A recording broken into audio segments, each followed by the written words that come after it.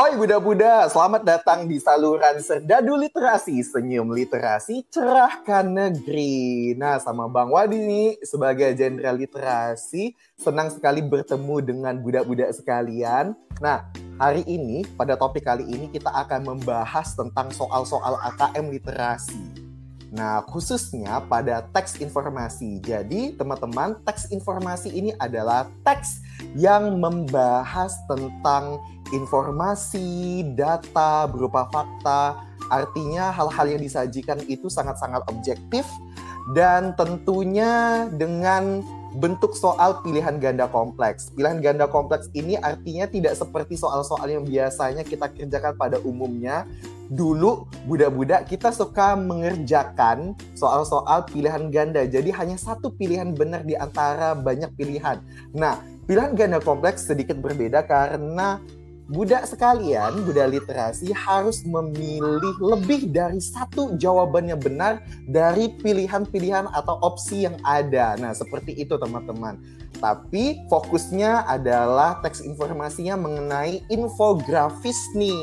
Ya, ini infografis itu adalah sebuah informasi visual yang disajikan, tidak hanya berupa gambar yang disajikan, tetapi data-data ada dimasukkan dan dikemas secara menarik. Oke, tidak perlu berlama-lama, budak-budak, langsung saja kita bahas tuntas tentang soal-soal AKM literasi ini. Oke. Nah, tentu AKM literasi akan berbasis teks. Ini adalah teksnya, jadi teman-teman harus perhatikan. Tips teman-teman, tips budak-budak, bukan salah sebut lagi. Budak-budak sekalian, mohon maaf. Budak-budak sekalian, jadi sebelum kalian membaca terlebih dahulu dan menghabiskan banyak waktu, alangkah lebih baiknya kalian harus membaca soalnya terlebih dahulu. Baik, nah ini pilihan ganda kompleks. Jadi bentuknya seperti ini.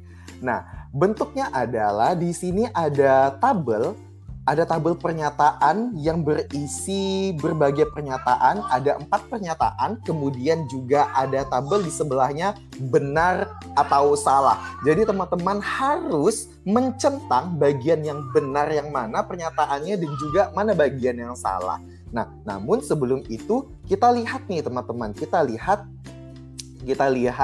terlebih dahulu apa kata kunci yang ada di dalam soalnya. Jadi teman-teman sebelum membaca teksnya yang cukup panjang itu, triknya adalah jangan stres budak. Jadi kalian harus membaca terlebih dahulu soalnya dan temukan kata kuncinya. Itulah harta karun yang kalian harus temukan. Oke? Nah, itu sangat berarti supaya budak-budak sekalian bisa melihat teksnya dan mengerjakan soalnya dengan baik. Nah, seperti itu. Kita lihat ya, teman-teman. Mana kira-kira kata kuncinya? Soalnya di sini adalah setelah kalian mencermati infografis UMKM menopang ekonomi Indonesia, kalian akan mendapatkan beberapa informasi. Nah, berdasarkan informasi yang terdapat pada infografis tersebut, centanglah pada kolom benar atau salah untuk tiap pernyataan berikut. Kira-kira mana kata kuncinya? Nah, jadi kata kuncinya bisa saja kita garis bawahi bahwa di sini dia menyatakan ada beberapa informasi, kemudian juga ada beberapa pernyataan. Nah, di sini ada beberapa pernyataan ya teman-teman yang dikatakan bahwa di situ ada pernyataan yang harus kita ketahui untuk menentukan apakah jawaban itu benar atau salah. Jadi itu yang harus kita garis bawahi kata kuncinya biar kita bisa menjawabnya dengan baik. Oke, budak-budak sekalian. Kita lihat ya teksnya. Nah, budak-budak sekalian lihat bahwa di sini ada infografis mengenai UMKM menopang ekonomi Indonesia. Nah, jadi UMKM menopang ekonomi Indonesia ini merupakan judul dari infografis ini.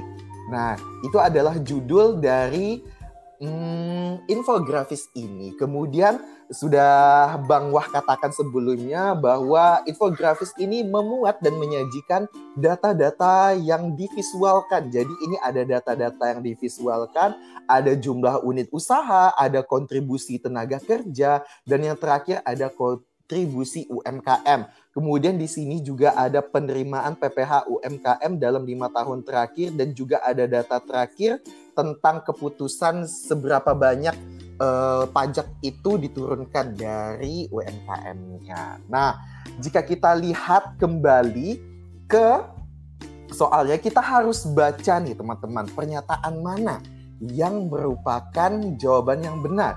Oke. Pernyataan pertama di sini dikatakan bahwa pemerintah mendorong pertumbuhan UMKM melalui pemberian subsidi pajak.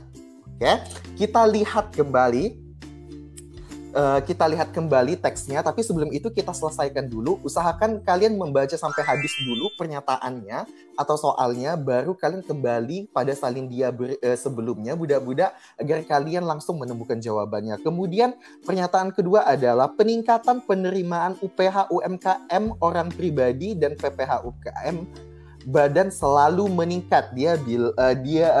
Teks ini menyatakan, atau infografis ini menyatakan bahwa peningkatan penerimaan PPh UMKM itu selalu meningkat tiap tahunnya, seperti itu ya. Kemudian yang ketiga ada pada tahun 2016 di sini penerimaan PPh UMKM badan lebih kecil daripada penerimaan PPh UMKM orang pribadi. Dan terakhir adalah pemerintah menurunkan tarif pajak penghasilan PPh final bagi UMKM sebesar 1%. Baik, kita perhatikan ya. Untuk mencari jawabannya, kita kembali pada infografis, karena dia hanya minta infografis, jadi kamu tidak perlu membaca teksnya terlebih dahulu, karena teksnya ini ada pada soal berikutnya lagi, tapi cukup fokus pada infografisnya. Oke, budak-budak sekalian. Nah, di pernyataan pertama tadi dia menyatakan ingin pemerintah mendorong pertumbuhan ekonomi melalui pemberian subsidi pajak. Nah, kira-kira dari infografis ini mana yang merupakan pernyataan atau yang menunjukkan bahwa pemerintah itu mendorong pertumbuhan ekonomi melalui pemberian subsidi pajak, teman-teman? Coba kita lihat, kira-kira pada bagian yang manakah pemberian subsidi pajak? Nah, teman-teman bisa melihat pada informasi yang terakhir di sini yang saya lingkari. Nah, di situ untuk mendorong pertumbuhan ekonomi. Nah, tarif pajak penghasilan PPh final bagi UMKM dari 1% menjadi 5%. Nah, secara tidak langsung sebenarnya hal itu sudah menyatakan bahwa pemerintah memberikan subsidi pajak. Nah, subsidinya apa? Subsidi itu berupa bantuan uang, tetapi di sini bantuan uangnya secara tidak langsung. Secara tidak langsung artinya pajak yang dikurangi ternyata itu juga berperan besar terhadap perekonomian, terhadap status keuangan dari UMKM-nya.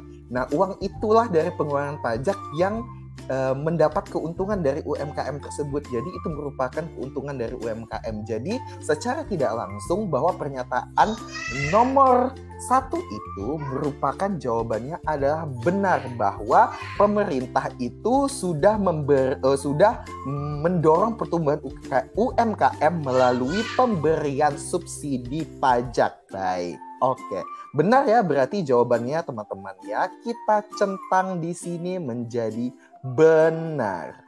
Oke, kita centang ya, berarti jawabannya adalah benar. Baik, karena kurang kelihatan kita ganti warnanya, benar. Oke, sip ya teman-teman, pernyataan nomor 1 berarti benar. Sekarang kita buktikan pernyataan nomor 2. Peningkatan penerimaan PPh UMKM orang pribadi dan PPh UMKM badan selalu meningkat. Oke, ada 2 kata kunci di sini, yaitu penerimaan PPh UMKM pribadi dan badan selalu meningkat. Kita lihat pada infografis sebelumnya. Nah, pada infografisnya berarti kita lihat data nih. Nah, tadi ada 2 kata kunci. Yang pertama PPh UMKM pribadi dan juga PPh UMKM badan. Kita lihat data, berarti karena meningkat berarti ini berkaitan dengan data. Kita lihat data mana yang diminta. Nah, coba teman-teman lihat di sini bahwa disinilah letak PPh UMKM badan dan orang pribadi itu dibahas pada yang saya lingkari menggunakan warna merah ini ya teman-teman. Nah, di situ adalah PPh UMKM badan dan orang pribadi itu disebutkan kayak gitu. Nah, dikatakan tadi ada kata kuncinya itu meningkat. Kita lihat. Oke, kita lihat. Ada pada tahun 2014, ada pada tahun 2015, 2016, 2017. Kita lihat grafiknya bahwa di situ ada memang peningkatan yang cukup signifikan. Dia tidak hanya peningkatan secara signifikan atau tidak, tetapi intinya meningkat. Kita lihat grafiknya itu menanjak. Nah, grafiknya itu menanjak budak-budak sekalian, oke? Grafiknya itu menanjak dari 2014 ke 2017 melalui kenaikan, baik itu PPh UMKM badan yang dari 1,3 triliun sampai 2,5 triliun. Ini meningkat, kemudian PPh UMKM orang pribadi juga meningkat dari 0,97 triliun hingga ke 32 triliun. Jadi memang di situ ada peningkatan, teman-teman. Berarti dapat kita ketahui dan dapat kita centang bahwa pernyataan nomor 2 ini merupakan pernyataan juga yang benar. Kita centang lagi. Baik. Oke, masih semangat budak-budak sekalian. Nah, di pernyataan ketiga, fokus hanya pada tahun 2016. Ingat, kata kuncinya adalah 2016. Hanya fokus pada tahun 2016 itu. Nah, penerimaan PPh UMKM badan lebih kecil daripada penerimaan PPh UMKM pribadi. Kata kuncinya adalah PPh UMKM badan ini lebih kecil dari yang pribadi. Kita lihat ya pada infografisnya lagi. Baik teman-teman. Nah, kembali lagi berarti datanya akan berkisar di sini teman-teman. Nah, tentang PPh UMKM badan sama PPh UMKM pribadi. Nah, yang diminta adalah bahwa PPh UMKM badan itu pada tahun 2016 lebih kecil daripada PPh UMKM pribadi. Nah, berarti kita hanya lihat fokusnya adalah pada tahun 2016 di sini. Budak-budak. Nah, di sini nih, di sini. Oke, lihat. Lihat pada tahun 2016 di sini, dia menyatakan bahwa yang badan, ini kan berarti yang badannya, ini yang badan ini PPh UMKM badan, dia menyatakan di sini 2 triliun. Oke. Kemudian yang PPh UMKM pribadi itu 2,2 triliun.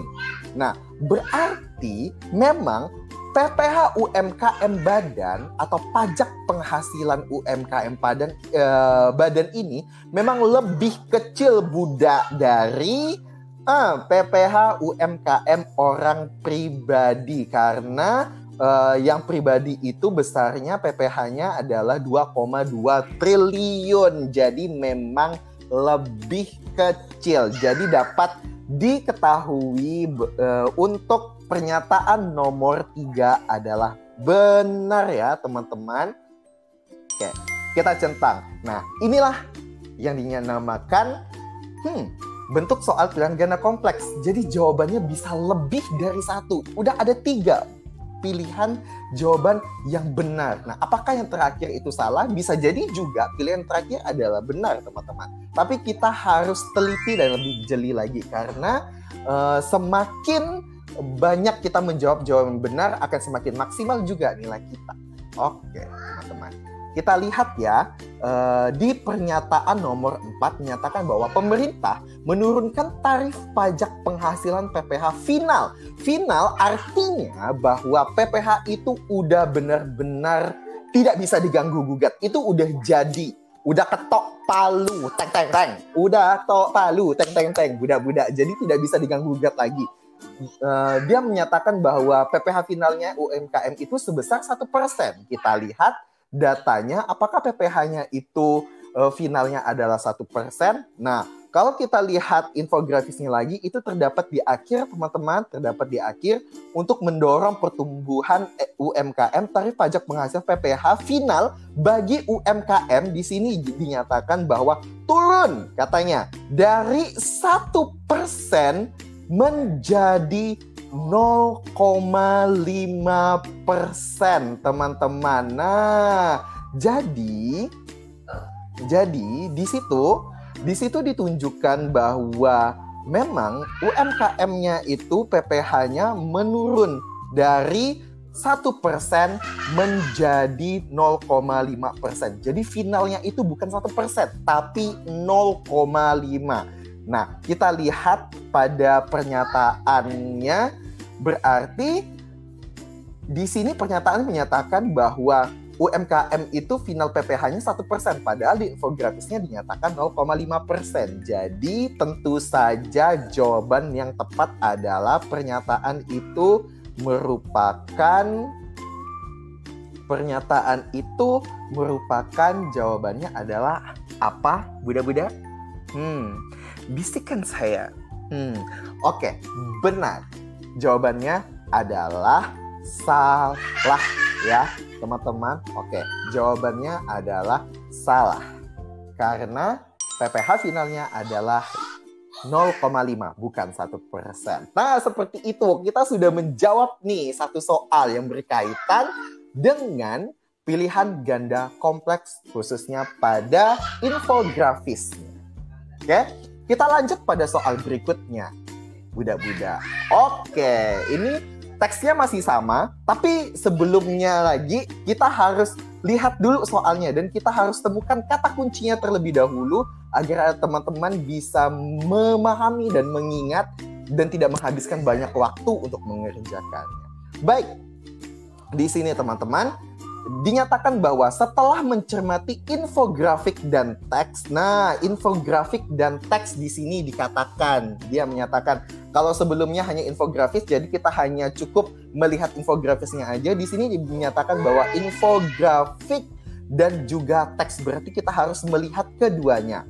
Kalian mendapatkan pemahaman bahwa UMKM itu perlu dilindungi dan didukung oleh pemerintah dengan alasan berikut. Berarti adalah kata kuncinya alasan pemerintah itu melindungi dan mendukung UMKM. Nah, itu kata kuncinya. Di sini ada 4 pernyataan kembali, ada 4 alasan. Yang pertama adalah UMKM dapat menyerap tenaga kerja sangat banyak. Oke, itu. Kemudian yang kedua, UMKM untuk merintis UMKM diperlukan modal yang besar. Ya. Pernyataan ketiga, bisnis UMKM mendominasi perekonomian Indonesia. Dan pernyataan terakhir adalah pelaku UMKM harus memiliki keterampilan profesional. Nah, kita lihat dari yang pernyataan pertama, UMKM dapat menyerap tenaga kerja sangat banyak. Oke? Kita lihat teman-teman, mana kira-kira pernyataan yang menunjukkan bahwa UMKM itu menyerap tenaga kerja sangat banyak. Nah, jika teman-teman ingin menggunakan cara cepat untuk menjawab atau tanpa perlu, karena kita hanya perlu mencari informasi, masih belum memahami, kita bisa lihat teksnya terlebih dahulu. Jadi tipsnya adalah teman-teman, kamu harus menentukan ide pokok. Nah, ide pokok atau kalimat utama deh. Menentukan kalimat utama. Kalimat utama itu biasanya terdapat di awal atau di akhir kalimat, bergantung dengan jenis paragrafnya. Apakah paragraf deduktif atau paragraf induktif. Nah, kalau paragraf deduktif berarti kalimat utamanya di depan kayak gitu, selalu di awal. Tapi ini ada jenis paragraf yang selalu dan paling sering muncul bahwa kalimat utamanya itu di awal. Nah, kita lihat aja langsung kalimat utamanya atau kalimat pertama di awal paragraf. Di sini menyatakan bahwa peran usaha mikro, paragraf pertama ini, peran usaha mikro, kecil dan menengah UMKM sangat besar bagi perekonomian Indonesia. Nah, berarti itu adalah kalimat utamanya. Berarti peran UMKM ini sangat besar di dalam perekonomian Indonesia. Nah, seperti itu teman-teman. Oke, kemudian yang kedua, untuk memiliki UMKM sendiri, kamu bisa memulainya dengan modal yang kecil loh, katanya. Kecil modalnya, tapi kayaknya ada tuh di pernyataan sebelah, di pernyataan keberapa gitu ya. Kita pastikan nanti kembali. Kemudian kita tahu bahwa UMKM itu sangat dan terus didorong. Tuh, nih ada kata didorong, berarti kemungkinan sebagian besar jawabannya itu ada di paragraf ketiga. Kayak gitu. Kita lihat alasannya. UMKM terus berkembang sesuai daya manusianya pun perlu memiliki kemampuan yang sesuai untuk menjalankan usaha. Katanya, cara efektif untuk meningkatkan kemampuan berbisnis adalah dengan mengikuti pelatihan bisnis, katanya. Oke, kita lihat infografiknya juga kita lihat. Nah, kita kembali ke pernyataan pertama tadi. Pernyataan pertama, dia menyatakan bahwa UMKM dapat menyerap tenaga kerja sangat banyak. Oke. Di dalam teks dia tidak ada membahas tentang apakah banyak tenaga kerja yang diserap, tapi kalau kita lihat pada infografik sudah sangat jelas bahwa kontribusi tenaga kerja itu sangat banyak dari total tenaga kerja yang ada di Indonesia, yaitu mencapai 96,99%. Nah, itu ada di infografik yang sudah saya tunjukkan di bagian tengah. Berarti dapat kita ketahui bahwa pernyataan alasan ini adalah benar karena UMKM itu perlu didukung karena menyerap tenaga kerja sangat banyak, teman-teman. Jadi kita langsung centang saja UMKM itu dapat menyerap tenaga kerja sangat banyak. Nah, oke. Kita lanjutkan di pernyataan kedua. Oke, Buddha. Untuk merintis UMKM diperlukan modal yang besar. Oke, apakah benar untuk merintis UMKM diperlukan modal yang besar? Nah, coba Buddha lihat. Nah, tadi kita udah tentukan kalimat utama di setiap paragraf. Fokuslah pada paragraf kedua. Oke, fokuslah pada paragraf kedua. Tadi kita udah menentukan kalimat utamanya. Di situ yang sudah digarisbawahi bahwa UMKM sendiri, kamu bisa memulainya dengan modal yang sangat kecil. Tapi di pernyataan yang ada soalnya mengatakan bahwa untuk merintis UMKM diperlukan modal yang sangat besar. Tentu ini sangat kontradiktif. Oke, sangat bertentangan Buddha sekalian. Jadi udah tentu jawabannya berarti bukan. Jadi jangan dicentang. Oke, jangan dicentang sama sekali. Oke, atau kita beri tanda aja nih. Kita beri tanda di sini, kita beri tanda X. Atau ini jawabannya salah. Oke, sip. Mantul, Buddha. Oke. Kemudian yang pernyataan ketiga, bisnis UMKM mendominasi perekonomian di Indonesia. Oke, kita lihat ya, Buddha sekalian, apakah semendominasi itu pertumbuhan UMKM yang ada di Indonesia? Nah, pernyataan itu menyatakan bahwa bisnis UMKM mendominasi perekonomian yang ada di Indonesia. Oke. Apakah Buddha lihat, Buddha sekalian, apakah kalian melihat di mana letak bahwa UMKM itu mendominasi perekonomian Indonesia? Oke. Nah, kita lihat bahwa judul dari infografik itu adalah UMKM menopang perekonomian Indonesia. Nah, di pernyataan sebelumnya, kata kuncinya itu adalah bisnis UMKM itu mendominasi perekonomian Indonesia. Berarti kita garis bawahi kata kuncinya adalah mendominasi. Baik. Nah, mana kira-kira yang menunjukkan bahwa UMKM itu sangat mendominasi? Nah, teman-teman bisa lihat bahwa jumlah unit usaha yang ada di UMKM itu sebesar 98,8% dari total unit usaha yang ada. Sedangkan judulnya UMKM menopang ekonomi Indonesia. Memang di dalam ini tidak dikatakan bahwa jumlah unit usahanya itu apakah UMKM atau bukan. Tapi jika kita melihat judul, teman-teman, sudah jelas bahwa judulnya tentang UMKM. Berarti usaha yang sedang dibahas adalah UMKM. Dan di situ dikatakan sudah jelas tertulis 98,8%. Berarti sudah jelas bahwa UMKM itu sangat menopang perekonomian Indonesia. Oke, kita centang, teman-teman. Oke, kita centang bahwa itu adalah jawaban yang benar di nomor 3. Oke, itu pernyataan yang benar bahwa bisnis UMKM menopang, bukan menopang, mendominasi perekonomian di Indonesia. Sip. Terakhir di pernyataan keempat, pelaku UMKM harus memiliki keterampilan yang profesional. Baik. Kata kuncinya berarti di sini adalah memiliki keterampilan yang profesional. Nah, kita lihat ada di paragraf berapakah kira-kira? Nah, ada di paragraf berapakah kira-kira? Nah, kita lihat tadi di paragraf terakhir ya, di paragraf ketiga di teksnya, oke. Fokus teman-teman di paragraf ketiga, paragraf terakhir di dalam teksnya ini. Nah, di situ dinyatakan bahwa kalimat utamanya adalah sangat penting nih UMKM bagi pertumbuhan ekonomi Indonesia, sehingga keberlangsungan UMKM ini harus terus didorong. Nah, terus ada alasannya di bawah. Nah, tadi ini kan kita temukan alasannya bahwa cara yang efektif katanya ya untuk meningkatkan kemampuan berbisnis adalah dengan mengikuti pelatihan bisnis katanya. Nah, dengan mengikuti pelatihan bisnis.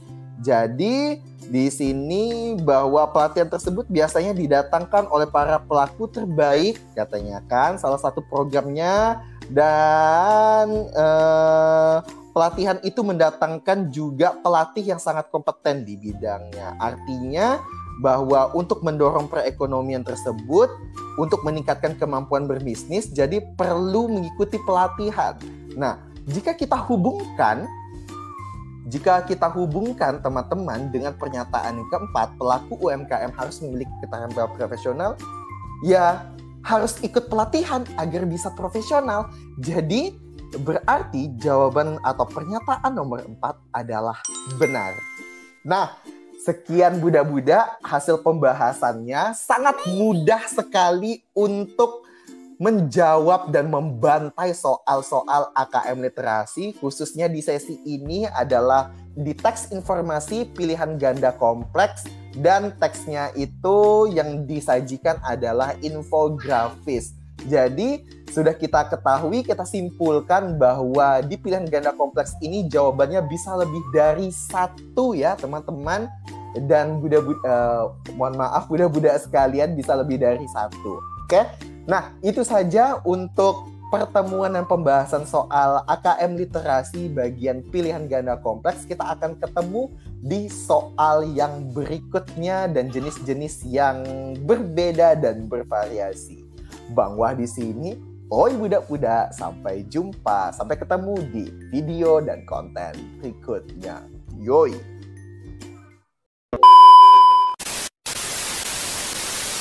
Pembahasan kita kali ini susahnya sekali ya. Susah kalau ngomong ya. Susah jadi YouTuber, aku akui susah.